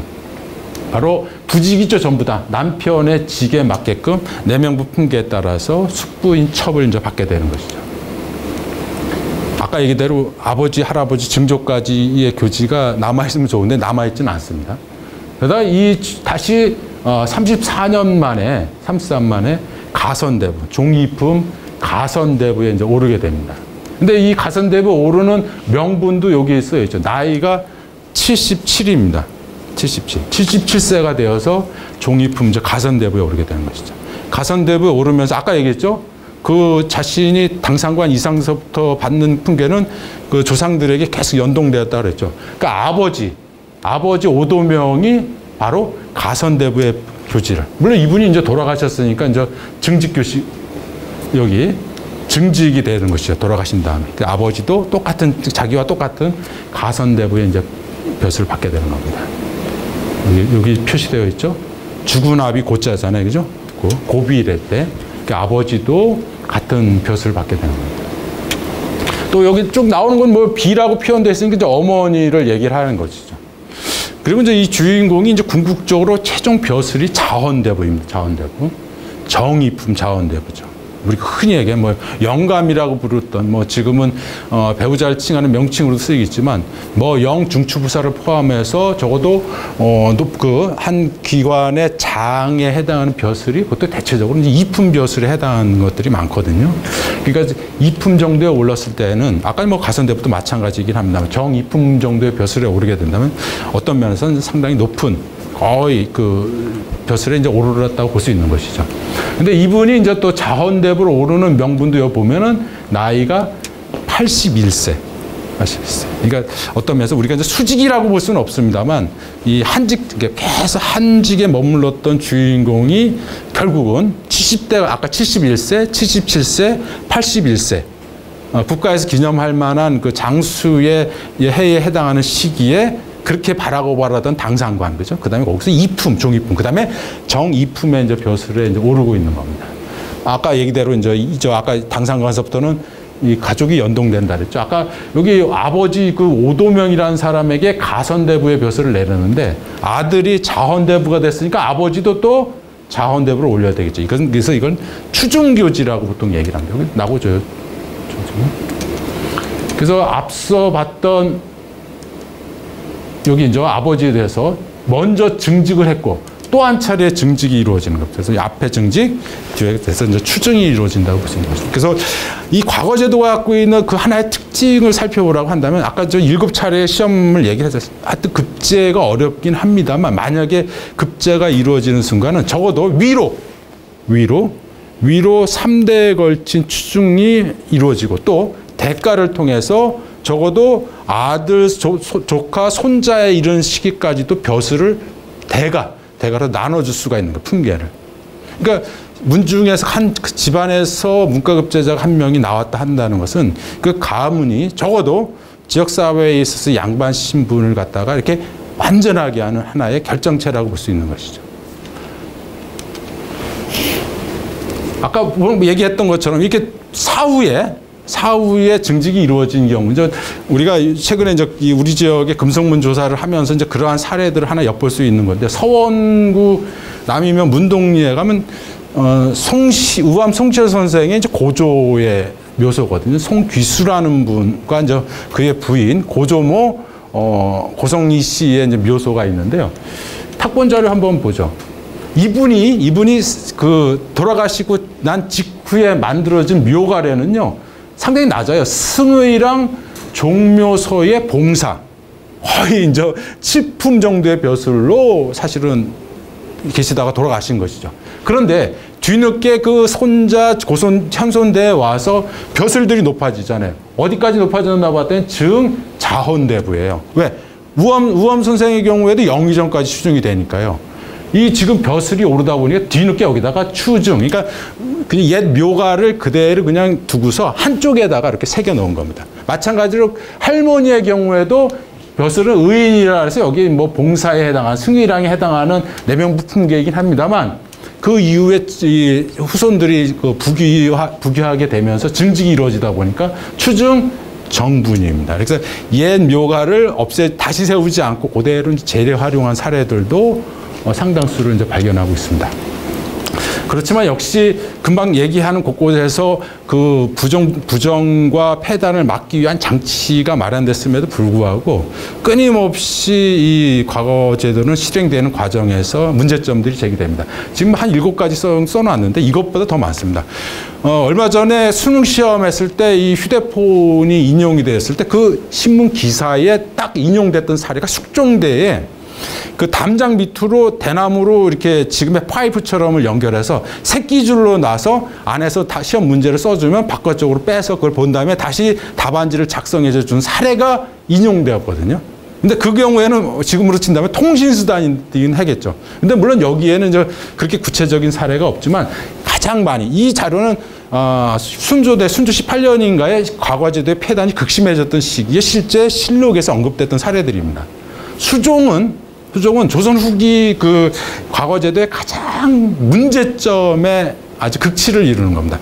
응시생 한 명이, 우리는 지금 수능 볼 때도 응시자, 수험생 한 명만 들어가잖아요. 근데 이 수종의 폐단이라는 건 뭐냐면 시험 보는 수험생 한 명뿐만 아니라 여러 사람이 같이 들어갑니다. 여러 사람이. 그 여러 같이 들어가는 사람들의 무리가 뭐였냐면 시험 문제 뺏기는 사람, 누구는 불러주는 사람, 누구는 쓰는 사람. 한 사람의 답안지를 여러 사람들이 같이 합작이 이루어지는 경우가 이 수종의 폐단입니다. 근데 요건 조금 이따 기록화에서도 나오거든요. 두 번째는 조정이라는 게 뭐냐면 그 보통 이 과거 응시 특히 특별 시험 아까 봤던 식년시와 같이 인원이 막 추려지잖아요. 그런 시험이 아니라 별시와 같이 갑자기 보는 시험의 경우에는 누구에게나 양반이라고 한다면 이제 문호가 개방되어 있다 보니까 대체적으로 3만 명 가까운 사람들이 한 번에 응시를 합니다. 3만 명이라는 사람들이 아까 얘기대로 뭐 어떤 예조라고 하는 조그마한 관서에 응시했다고 생각해 보세요. 아마 통제가 불가능할 겁니다. 그러다 보니까 무슨 일이 벌어지냐면 채점관들이 요거 보는 것처럼 앞부분만 읽어요. 앞부분만. 답안지에. 또는 먼저 낸 사람들 것만. 그러다 보니까 완력 있는 사람들을 이용해서 답안지를 빨리 내려고 하는 경쟁이 벌어지는 것이죠. 그게 조정의 폐단이라고 하는 거예요. 빨리 낸다. 그죠? 이를 조자에다가 정 먼저 바친다라는 뜻도 있으니까요. 빨리 내는 경우. 협서. 가장 요즘에도 이제 우리 시험 볼 때 뭐 쪽지 갖고 가서 보는 그걸 갖다 이제 협서라고 하는 책을 끼고 간다는 뜻이죠. 그러니까 부정행위의 하나의 사례들입니다. 차술은 1번하고 같은 맥락이에요. 차술. 남의 거를 남이 대신 써주거나 혹은 남의 거를 갖다 빌려서 쓰는 경우. 차술. 대리시험이라고 볼 수 있는 것이죠. 혁재라는 것이 이제 아까 얘기한 대로 이제 이 권력자들이 제가 역서 답안지에서 설명했던 것처럼 채점관하고 혹은 시험 감독관하고 응시자하고 모종의 이제 결탁이 이루어지는 것이 이제 혁재이죠. 이런 경우에는 이제 끊임없이 실록에도 지적돼 있고 아까 얘기대로 이를테면 노론이 집권했을 때 노론의 자제들이 많이 급제하는 건 어떻게 우리가 설명되어지냐 이거죠. 이렇게 장치에서는 다 뭐 복밀하래서 응시자를 알 수 없는데도 불구하고 합격자가 특정 정당 출신 혹은 특정 서원 출신들에게 집중되는 사례는 이 혁재를 갖고 이야기하지 않고서는 설명될 수 없는 겁니다. 아무리 비공개를 하더라도 시험 과정에서 이를테면 이제 부정이 저려질 수밖에 없는 것이죠. 여섯 번째도 같은 맥락에 역서 옮겨 쓸 때 원 답안지보다 더 좋은 내용을 쓰는 것이죠. 왜? 역서 답안지를 갖고 이제 평가. 물론 이제 사동관이 이걸 갖다 감시를 해야 됩니다만 부정부패가 만연한 사회에서 사동관의 역할이 제대로 진행될 수는 없을 것이라는 뭐 우리가 예정해 볼 수 있는 것이죠. 그다음에 이제 절과라는 건 훔치는 것이죠, 말 그대로. 남의 답안지를 이제 훔치는 것이죠. 따로따로 보관되어 있는 이쪽에 사조를 기록한 하나의 신원 그 진술의 내용을 다른 답안지에다 붙여갖고 합격자를 발표를 해버리는 거예요. 이러한 뭐 이제 7가지 정도를 얘기했습니다. 무수히 많은 부정부패가 과거제도에 대한 어떤 개혁이 조선 후기 17세기, 18세기에 와서는 끊이지 않고 등장한 이유입니다. 그럼에도 불구하고 아까 얘기했죠. 1874년에 갑오경장에 이르는 직전까지도 과거제도는 없어지지 않고 유지가 됐던 겁니다. 이 사진은 작자 미상이 그 평생도 한 사람의 일생을 8장의 병풍으로 이렇게 다루는데 그 중에 하나 있죠. 너무 노골적으로 아까 우리가 봤던 수종, 그죠? 수종. 그 다음에 여기 뭐 차술. 그 다음에 뭐랄까 여러 가지 그 역서용과 이런 것들이 이루어지는 그 현장을 그대로 아주 자세히 기록을 한 겁니다. 이 하나의 접이라고 합니다. 접. 이 종이로 만든 양산에 모여있는, 보세요. 몇 명이 하나, 둘, 셋, 넷, 다섯, 여섯. 여기 그냥 드러난 것만 해도 하나, 둘, 셋, 넷, 다섯. 다 6명씩이네. 그죠? 이렇게 이 한 접에 다수의 사람들이 한 사람의 답안지를 갖다가 작성을 하는 겁니다. 이게 이제 뭐랄까, 이건 여러 사람들의 어떤 보고서와 같은 모습들이 이제 보이는 거예요. 이게 그림으로 남다라는 것은 뒤집어서 얘기하면 만연했다는 뜻이잖아요. 누구든지 다들 이렇게 했다라고 하는 그 하나의 폐해로서 사진에도 그대로 드러나는 겁니다.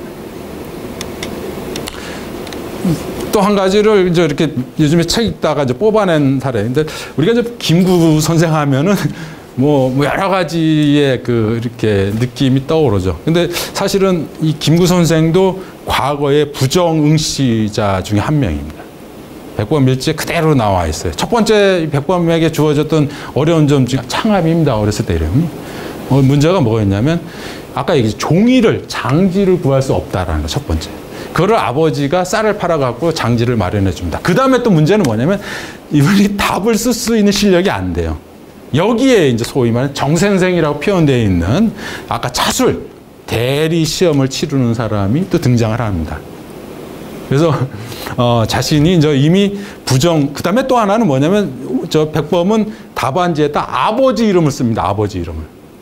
결과는 탈락이죠. 떨어집니다. 물론 불합격하긴 했습니다만 백범일지의 노골적으로도 여기도 보면 색을 달리해 써놓은 거 보면 뭐예요? 이게 접입니다. 접. 아까 우리가 그 기록화 속에서 봤던 이 접의 모습을 백범일지에서 그대로, 이게 1892년의 내용이거든요. 과거제도가 폐지되기 2년 전의 모습 속에서는 아까 얘기했던 여러 가지 그 부정부패한 모습들이 그대로 드러납니다. 우리가 알고 있는 이제 백범과 과거제도의 모습, 뭐랄까, 이게 서로 시대가 안 맞는 듯 합니다만, 그 말기적인 모습이 백범일지에 그대로 드러나는 하나의 특징이 있습니다. 또 하나는 청주 지역의 인물 중에 한 명입니다. 잘 이렇게 드러나진 않았지만 지금 저 장암동이라는 데 가게 되면은 폭서암이라는 바위가 있습니다. 폭서암, 이게 폭서암이라 해서 여기다가 이제 책을 책의 습기를 말리는 그 폭서, 그러니까 폭서를 했다 그래서 이제 폭서함이라는 바위가 있는데요. 이 바위의 이제 주인공이 이제 한원 노 선생이라는 겁니다. 그래서 이 사람한테 뭐 구구한 얘기가 있었습니다만 사실은 요 폭서함 가까이에 이분의 이제 묘소도 있죠. 묘비는 뭐 최근에 만든 거긴 합니다만. 근데 이 지금 이야기했던 한원 노 선생 실제 이름은 노궁입니다. 노궁이라는 사람은 엉뚱한 데서 등장을 합니다. 물론 당대에 그 우리가 남인 세 명, 뭐 이가완, 뭐 정약용, 최재공 할 때 정조대의 3재상을 얘기를 합니다만 그 이가완이 쓴 묘지명으로도 상당히 알려진 겁니다. 그 한 사람에 대한 표현은 이렇게 아주 극찬한 경우가 없을 거예요. 그가 태어나서 조선은 한 사람은 얻었고 그가 죽자 조선은 한 사람은 잃었다. 단순하게 한 사람의 생사를 얘기를 하는 것이 아니라 아주 극단의 아주 최고의 칭송을 했던 것이죠. 근데 이제 그 사람의 내면을 들여다보면 이 사람의 직업이 대리 시험을 해준 사람이에요. 아까 우리가 차술 얘기 나왔었죠, 그죠? 왜냐? 생계를 유지하기 위해서. 이 출신이 남인 출신입니다. 남인 중에서도 시파 출신들이에요. 그런데 잘 아다시피 우리가 천주교로 탄압을 받았던 아까 정약용도 마찬가지입니다만 대부분의 탄압을 받던 남인들이 시파 계통들이거든요. 마찬가지 이 사람은 물론 천주교 신자는 아닙니다만 지역의 남인이라고 한 한계, 거기다 또 시파라는 한계, 물론 자기의 실력자였던 홍봉안이라는 사람의 후광을 받고 있었지만 이 집의 문객, 식객 노릇을 하면서 생계를 이어나갔던 사람입니다. 근데 아버지와 함께 이 노궁이라는 사람이 뭐로 잘 알려졌냐면 과시, 시험을. 근데 신분이 이 사람의 당색에 한계가 있어서 합격을 못해요. 그런데 유력자들의 시험 답안지를 대신 써주면서 이름을 떨친 사람입니다. 근데 결국은 이제 정조대에 그것이 발각이 돼서 6년 동안 이제 유배를 떠나게 되는 것이죠. 그런데 이제 그 사람에 대한 평에 대해서는 뭐 이렇게 좀 상당히 좀 찬을 해놨지만 실질적으로 그분의 내면이 당시의 붕당 당파 정치 속에서의 시골 선비들의 한계의 모습들을 그대로 이제 드러내는 것이죠. 과거 제도는 아까 얘기대로 이제 우리가 흔히 얘기하는 가보개혁식이 없어졌죠. 여기 보는 것처럼 선거조례, 뽑는 선거가 아니라 이거는 사람을 뽑는다는 뜻이죠. 또 그다음에 전국국 조례 두 가지가 7월 12일 날 이제 반포가 되면서 전통적인 과거 제도는 이제 폐지가 됩니다. 근데 여기 한번 보시면은 우선 첫 번째는 과거 제도의 신분의 제한을 철폐를 해버립니다. 또 하나가 뭐냐면은 시험 문제, 지금까지 얘기했던 시험 문제는 계속 우리가 뭐 오서사교 뭐 이런 경전의 얘기라든지 혹은 이제 강론 뭐 재술과 같은 뭐 시부 이런 걸 갖다 읊는 걸 주로 했는데 시험 문제가 완전히 바뀌어 버립니다. 즉 실무 능력을 평가하는 시험으로 바뀌어 버려요.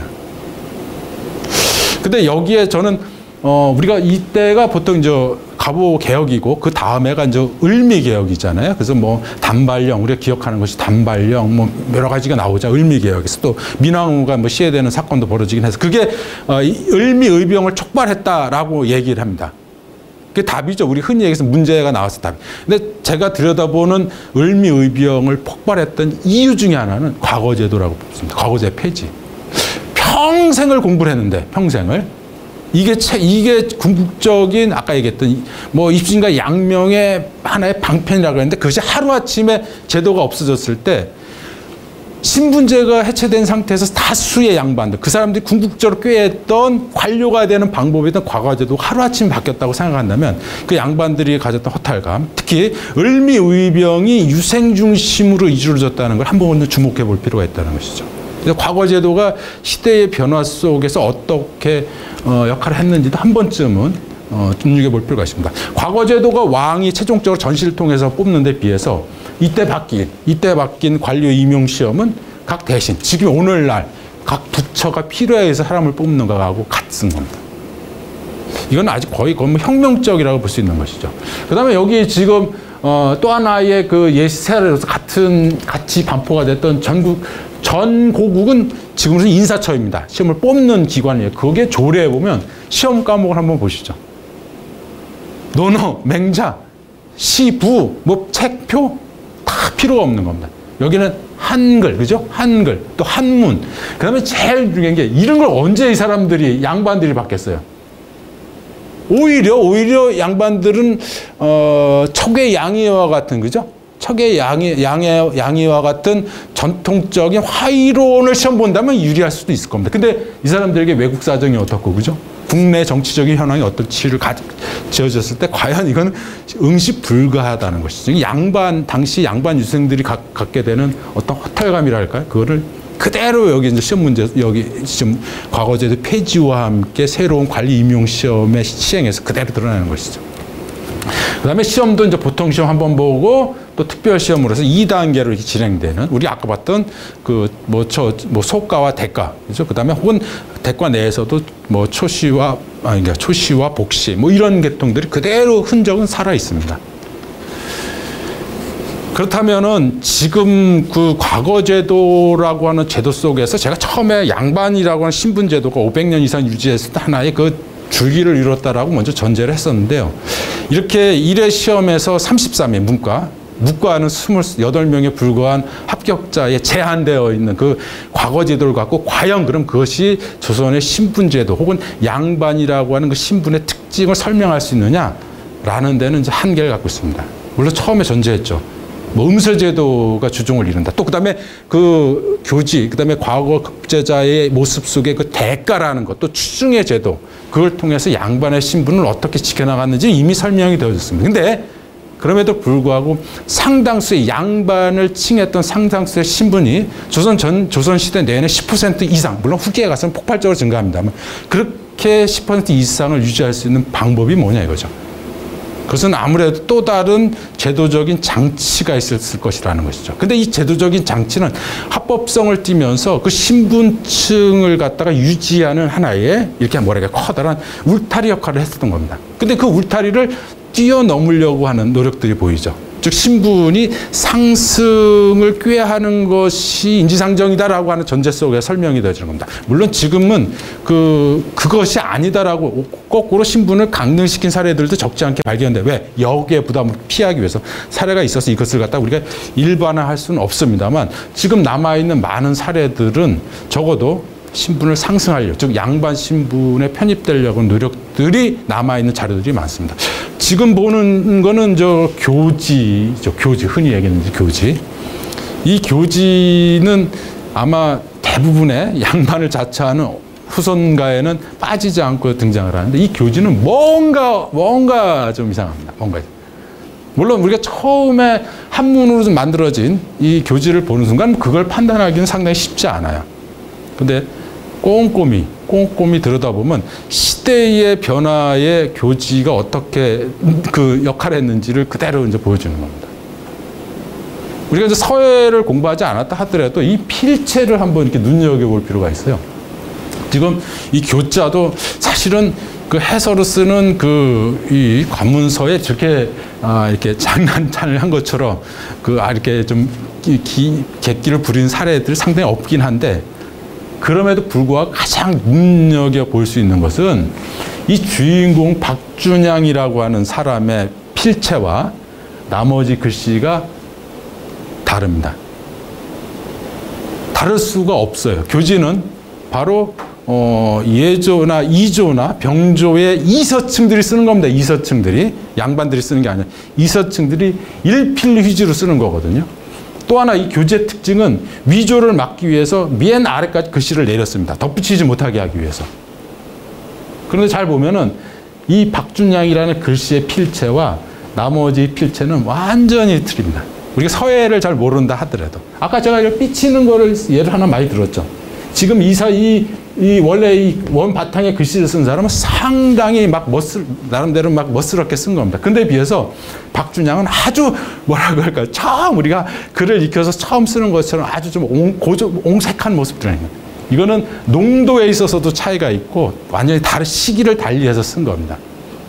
근데 저기에 광서 12년 이렇게 나가는데 왜 오른쪽에다 적장이라는 말을 또 달아놨어요? 이거는 이 교지가 발급된 이유를 저다 써놓은 거거든요. 적장. 뒤늦게 서얼이 아니라 적장자로 판명이 되는 겁니다. 이게 가능할까요, 이게? 이거는 대부분이 이제 우리가 흔히 아까 신문제 해체 시기에 나타나는 현상들의 하나입니다.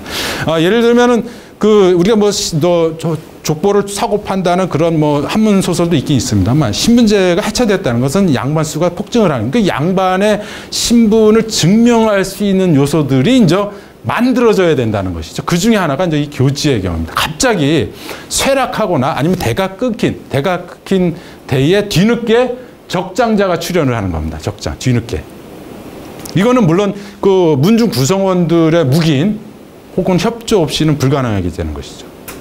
그래서 이런 경우에 뒤늦게 그 세계가 연결이 되는 겁니다. 그러니까 아까 얘기대로 이제 후사 없이 죽은 사람에게 후사가 뒤늦게 나타나서 그거를 국가가 인정을 해주는 경우들이 상당히 많이 나옵니다.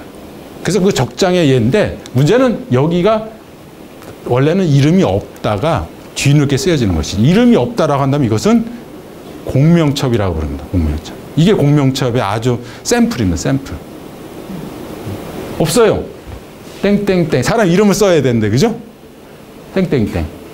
없습니다. 여기도 이거 동시에 같이 나가야 되죠? 남편이 있으면 이제 부인도 여기에 먼 씨가 돼야 되는데, 그죠? 먼 씨가 되는데 없습니다.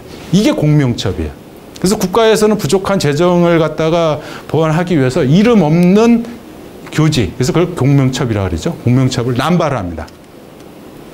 공명첩 얘기는 처음에 조선 초기 세조 때서부터 나와요. 누구에게 주냐면 여진족들에게. 여진족들에게 공명첩을 발견해서 그 사람들 귀화시켜서 변경에 있어서 우한을 좀 달래자 그런 표현이 나옵니다. 근데 그거는 시행되지 않았습니다. 근데 공명첩이 언제서부터 구체적으로 나오냐면 바로 임진왜란 전후의 시기부터 나타납니다. 임진왜란. 그러니까 조선의 군사제도가 거의 붕괴되고 그럼에도 불구하고 외국의 침입이 목적. 특히 을묘여변은 아주 조선에 대해서 학습 효과였거든요.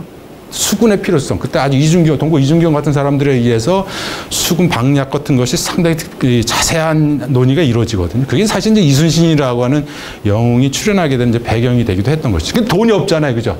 돈이 없으니까 공명첩을 발급합니다. 그래서 임진왜란 당시의 실록에 보면요.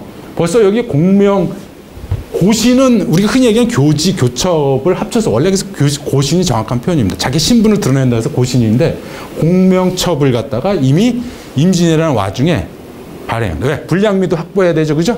또 그다음에 밑으로부터의 또 불만도 좀 잠재하고 또 임진왜란 당시에 무수히 공을 세운 사람들 또 임진왜란 때 이몽학의 날을 비롯해서 많은 반란 사건이 일어납니다. 그 반란 사건에 진압에 공을 세운 사람들, 이런 사람들이 언급되면서 계속 무차별적으로 막 관직이 내려가게 되는 것이죠.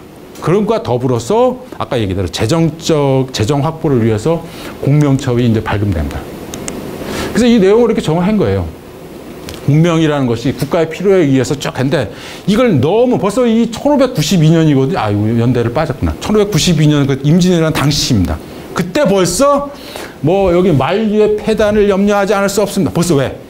많이 발급을 하면서 벌써 이 공명첩이 갖게 되는 사회적인 문제가 언급되는 겁니다. 그래서 종양, 그죠? 양인이 되거나, 그죠? 천민이. 그 다음에 면역. 양인에게 주어진 의무를 면하는 게 면역이잖아요. 그러니까 이 양반의 신분을 얻는. 이것은 천민에서 벗어나는 거고, 이거는 양반이 되는 걸 의미를 하는 것이죠. 그것에 첩의 역할을 하는 것이죠. 그래서 이름을 비워두었다. 그래서 이제 공명이 되는 것이죠. 물론 저기 나오는 저 모속관이나 모병관 이 사람들은 무슨 의미인지 아시죠? 그죠? 병력 모으고 또 그 군량 모으는 사람들이에요. 그 사람들을 대가로 지불했던 것이 이름 없이 공명첩을 남발하는 겁니다. 그래서 맨 아래처럼 벌써 1592년 당대에 요즘 표현을 하면 이제 개나 소나 다 양반을 칭하던 시대가 됐다는 걸 얘기를 하는 겁니다.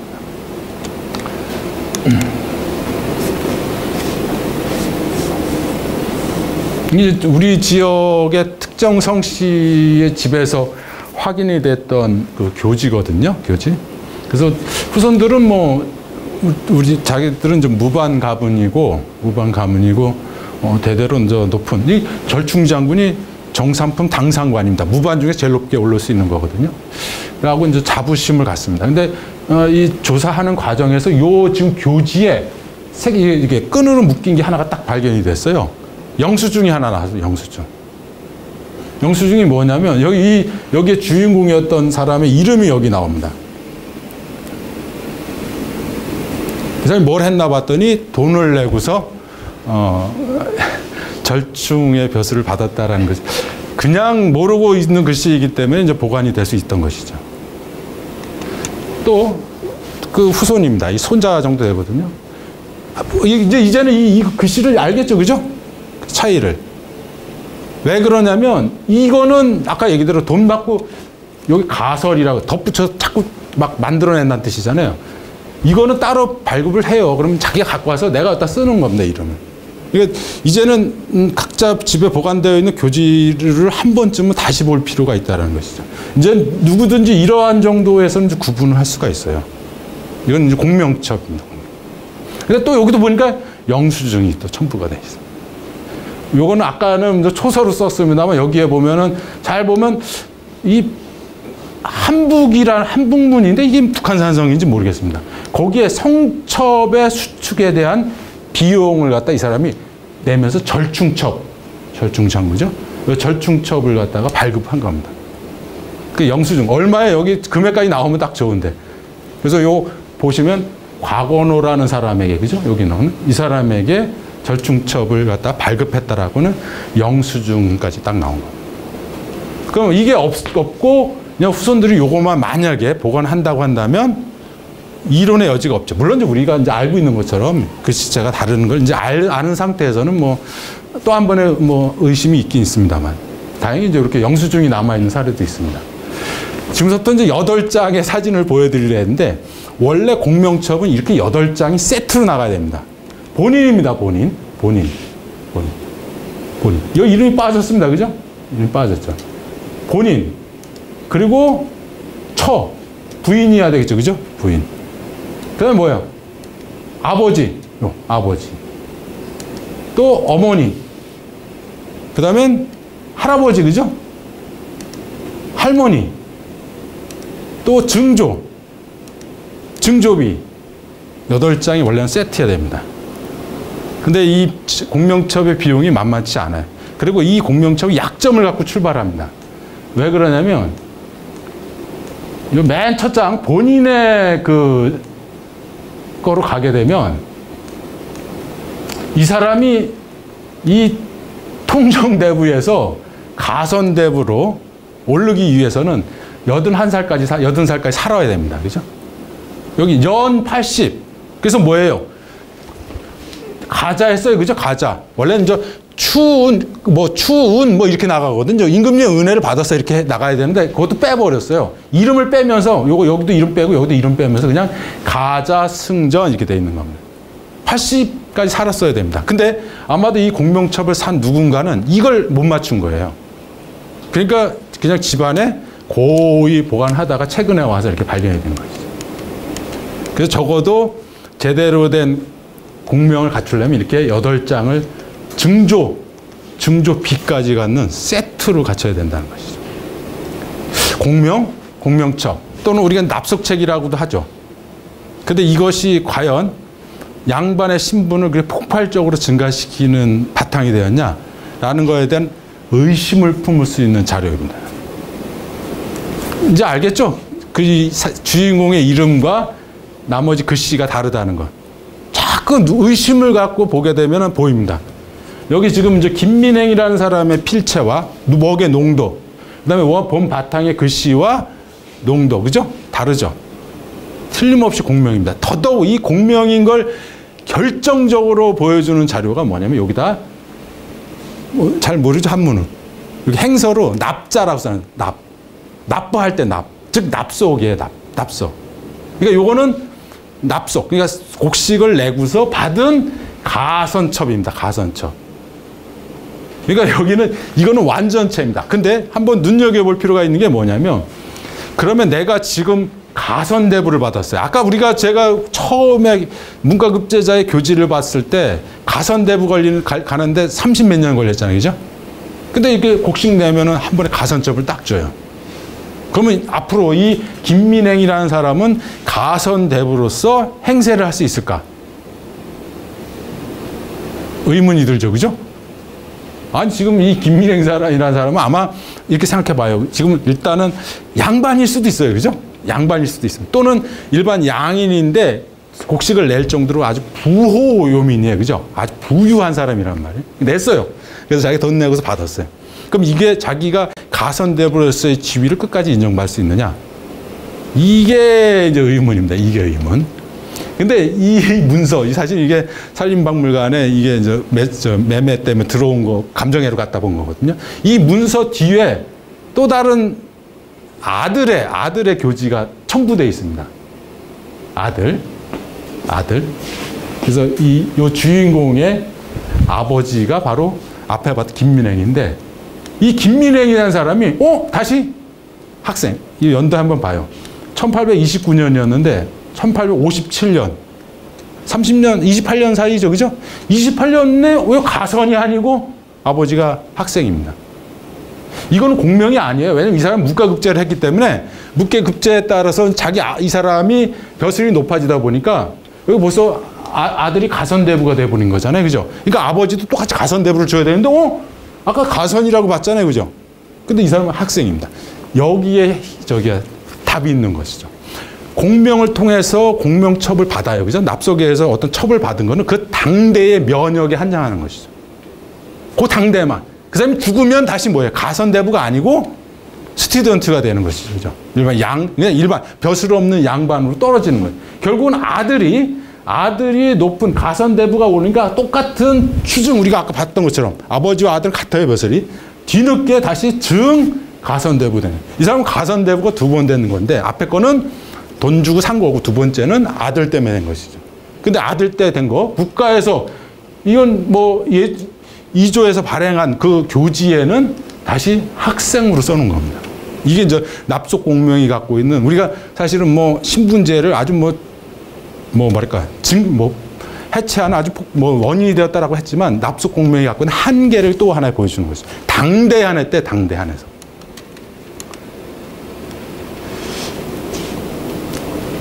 지금 이게 막 이렇게 돌아다니는 교지입니다. 결론부터 얘기를 하면 가짜거든요. 가짜. 일단 가짜라는 걸 굳이 꼽는다 하면 아무리 시대가 혼란하고, 앞서 봤던 교재 한번 볼까요? 이 교자를 지금 요게 시대적 특징입니다. 우리 고종대쯤에 이서들이 장난을 쳐요. 이 교자를 아주 이상하게 써요. 그다음에 지자, 요것도 우리 이렇게 쓰는 이런 지자를 쓰지 않고 꼭 이렇게 상자를 씁니다. 요거는 그 시대를 보여주는, 왜냐하면 요때 이서들이 장난을 치는 겁니다. 2조에 소속되어 있는 사람들이 이렇게 장난을 치는 사례거든요. 근데 보세요, 이거는. 교를 너무 과장했었죠. 그죠? 그리고 우리가 가짜를 판명하는 것 중에는 워낙 많은 공명이 발급되다 보니까 진짜 가짜의 구분이 없어요. 예를 들어서 아까 글씨가 농도가 다른 거를 그러면 진짜 가짜냐고 얘기할 때 우리 할 말이 없거든요. 근데 이것만큼 왜 가짜라고 보냐면, 여기 도장을 보는 겁니다, 도장. 적어도 국가에서 찍은 관이는 정사각형이어야 돼요. 또 하나는 뭐냐면, 아무리 이렇게 비틀어 찍었다 해도 이 획이 이렇게 어설프게 파진 않습니다. 국가의 장인이 봤기 때문에 획만큼은 많이 찍었다 해도 획은 분명하거든요. 근데 이거는 누가 봐도 우리 예전에 고무에다가 도장 파듯이 막 급변해서 만든 겁니다. 그리고 전체적으로 이 교자의 모습이라든지 글을 쓰는 방식, 이것들에 있어서 이제 우리가 지금까지 봐왔던 공명과도 완전히 다른 모습들을 보이는데, 또 한 가지 여기 주목해 드릴 게, 여기 등장하는 주인공도 오른쪽이 남자고 왼쪽이 여자입니다.